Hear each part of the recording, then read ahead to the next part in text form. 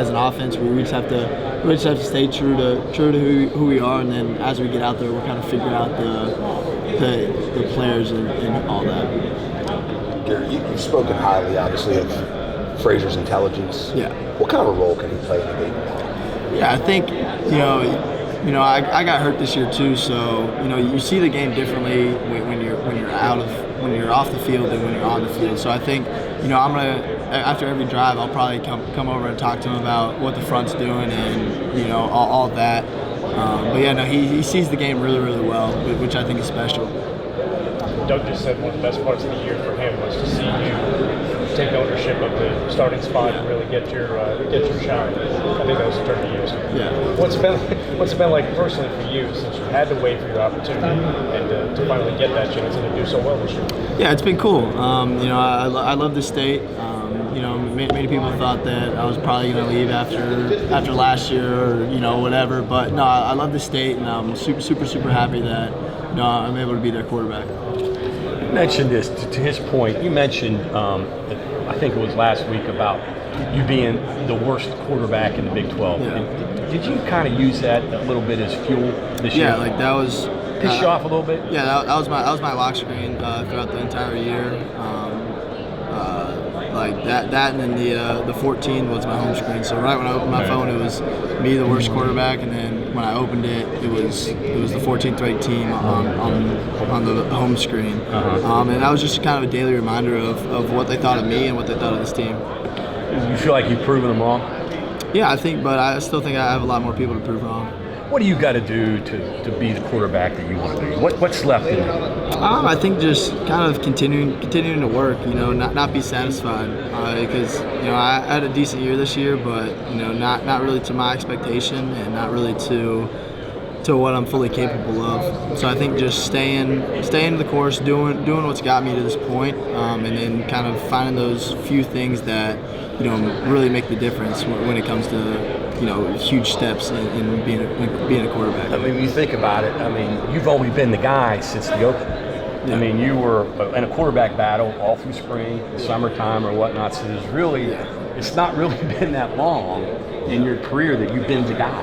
Yeah, and like it was kind of that way in high school too. Like I was never really the guy until my junior year of high school. Really, I started off as a running back my sophomore year, and then 4 games in or whatever, I became the quarterback. So that's kind of been the story of my life. Is just counted out and doubted, but I embrace it.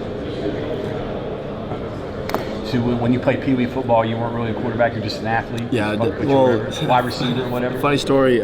Me and Jimbo Fisher's son, Trey Fisher. Yeah. We went to the same middle school. Okay. So he was the quarterback and I was the running back for I think it was 2 years in middle school. Yeah. So they just wanted to put the athlete with the ball in his hands, I guess. I was going to say that Jimbo left, right? Yeah. And the new coach came in. I guess they talked to you like the day of signing day. Is that pretty much what it was? Yeah. Florida State never really reached out to me, which until the was end, perfectly right? fine with. Yeah. And by that time, you were like, well, yeah, I was already signed, sealed, delivered. Yeah. Right. Your dad said grew up in Miami. Is that right? He was a Miami fan. Yeah. So my dad grew up and he went to Killian High School. He's from Miami, and then my mom's from Canal Point, which is just probably 100 feet from Lake Okeechobee.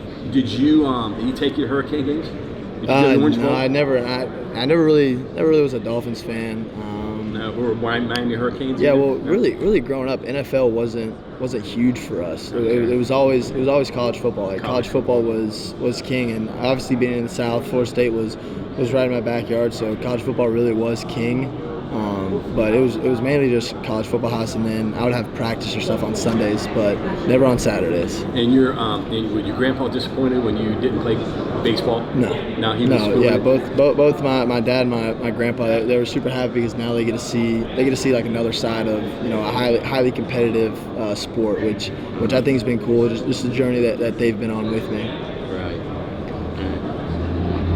And you said your dad. What was the best piece of advice your dad or your grandpa gave you about sports? I don't really think it was like just something that they said, but ever since I was 5 years old, I grew up in locker rooms like Ryan Braun, Prince Fielder. Like I was running around, no shirt on, just running around having a good time with them. So I really don't think it was what what was said to me, but I think it was really just what I observed and what I just absorbed through just being in that environment. And I think that's a huge part of the man and the player I am today. So the understanding of team sports, how everything works, I mean, how it's all. Yeah, and like my dad, so like obviously play a lot of games in pro ball, so like I would ride the bus home with the players after, and then he always said like after wins you can laugh, giggle, like have a good time, but then after losses you got to shut the you know what up. Right. And so that kind of instilled in me the importance of winning, and that winning really meant people's livelihood, because you don't perform well, like you don't get paid. And being around those guys, you probably understood at a young age what it takes to be good. Right? Yeah, for sure. And like that was like spring training. I spent every spring break out there with them on spring training, waking up at 5 in the morning, going to the field. So it was awesome. Right. Obviously, the work aspect of it. Yeah, for sure. Garrett, what has this week been like for players? Coach Brown was talking about minimizing the activities that you guys do here in Charlotte to try to get that family time while also practicing. Just what have the past few days been like? Yeah, it's been awesome. You know, up here, this is really my second family. So Christmas yesterday was awesome. Just being able to spend it with all of them, having dinner with all of them. It's been cool, but then, you know, when he always says when it's work time, playtime's playtime. So, you know, I think we've done a really good job of balancing that so far this week.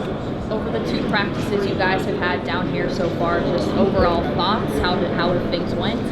Yeah, guys feel good. You know, we've really been practicing this game plan for 2 weeks now. So now it's just getting to the point of sharpening it and, you know, taking out stuff that we don't want to run. I was talking with Coach Brown about what the past month or so has looked like for you and just working on your development. He said you guys have been working more on your pass game, and he thinks maybe more things that will show up next season with you. Yeah. But what has the past month been like for you, and what have those things you've been working on just for you personally? Yeah, it's kind of been just, you know, kind of just fine tuning things. They're not like if just a regular person walked down the street wouldn't notice anything. But, you know, to people who know quarterbacks, know football, it's just small incremental things that, you know, could lead to a really big jump next year. So in those types of things, is that more just deep passes, getting the ball farther downfield, just as far as the pass game goes, the next step? I'd say it kind of translates to all throughout. To the quick ones to the back, you know, intermediate, short, and then obviously deep balls. It kind of translates to all 3 or 4 levels. Mechanics, obviously that's something new. That's the next step for you. Some of the different things. What are some of those minute things that you got to work on? Yeah, I think it all starts with my feet, and especially throwing left. You know, being a shorter guy, you know, sometimes I try to fight to get my arm really high to get the release point high, which, you know, you don't need. And I don't really have the problem with it going right, but going left, I kind of try to lean and get it high, and that leads to inaccuracy. So that's pretty much the really big main one. And then, you know, kind of tying my feet and my eyes together, because usually my eyes will be going through progression, but then my feet will get stuck on, you know, my second read or something. So it's really just marrying my feet and my eyes together. And I know, again, from talking to your dad yesterday, he said you've always been kind of a home run kind of guy. He said singles are good too. I think that's something he tells you. Yeah. Take the check down, take the easy shot if you got it. Yeah, he texts me all the time, just or on game day. He texts me. He said, "Don't be afraid to take crumbs. You know, you don't need the whole damn loaf sometimes. Crumbs are good," and that's something I'm continuing to learn. That's just your style, though, right? Since you're a little kid, this is the way you always play. You know, that's how I've always played. You know, I'm always wanting to have the big one, and, you know, that's sometimes not to my advantage. And the last thing here, why are you so good at 2 minutes? Why does that just fit what you do? Whether it's the end of the half, end of the game. Yeah, I think our wideouts do a really good job of kind of getting the signal and getting the line fast. So a lot of times when they start their route, you know, the defense, they don't even have their cleats in the turf. Like they just got their call and they're still trying to line up. So I think that's a testament to, you know, them getting a line fast, and then the offensive line getting the mic IDs right and keeping me clean. And then I think just 2-minute drill is just, you don't really have to think too much. Like you just react. Like we've practiced these plays so many times that we know exactly what to do on every play. So then it's kind of just, this is the play. All right, this is what we're doing. Does it slow down for you? You listen to great players, and they always say at the key moments the game slows down. Yeah. Do you understand? You get an idea of what they're talking about when that happens? Yeah, I think like Baylor really, like the last drive at Baylor, like I saw it the entire way, and like when the ball left my hands, like there was never a doubt that Gene was going to come down with it. Garrett, along the lines of the receivers, Traylon Ray is a guy who's really come on in the last half of the season. What have you seen from him in his development? Yeah, I think he's finally learning how to practice and learning how to really compete at a very, very high level. And he's still a true freshman, so he's still really, really young. But everything you could want in a wide receiver is there. If you see the way he tracks the ball, if you see the way he catches the ball, it just looks different than really anybody that I've kind of been around. That's aside from a few guys. But I think here in the next 2-3 years, he's going to be a phenomenal player. Along those lines, obviously, we know what Jaheim can do on the ground. He's also come up with some big catches for you. It seems his pass game is coming along.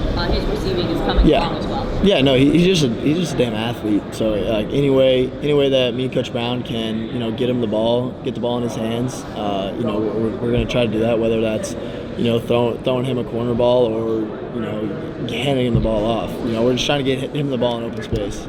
What has this past month been like working for probably the first time since you've really been here without Zach Frazier at center? Yeah, it's kind of sucked for lack of a better term.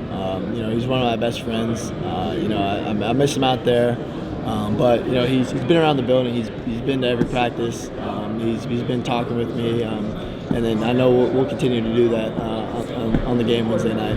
What have you seen from Brandon and his role filling it for him? Yeah, well, he stepped in a really big moment at the Baylor game, and so I have all the confidence in the world that he's going to call a great game. Snaps are going to be good, and it's going to be smooth sailing.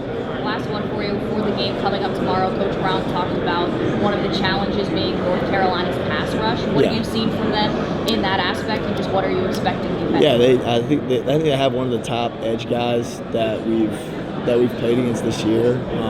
He's really fast off the edge. He bends the corner well. He's big, and they've gotten after the quarterback, and I think that's what their defensive coordinator wants to do is pressure the quarterback and get him to make mistakes. But I have all the confidence in the world in my offensive line, so it should be a good one.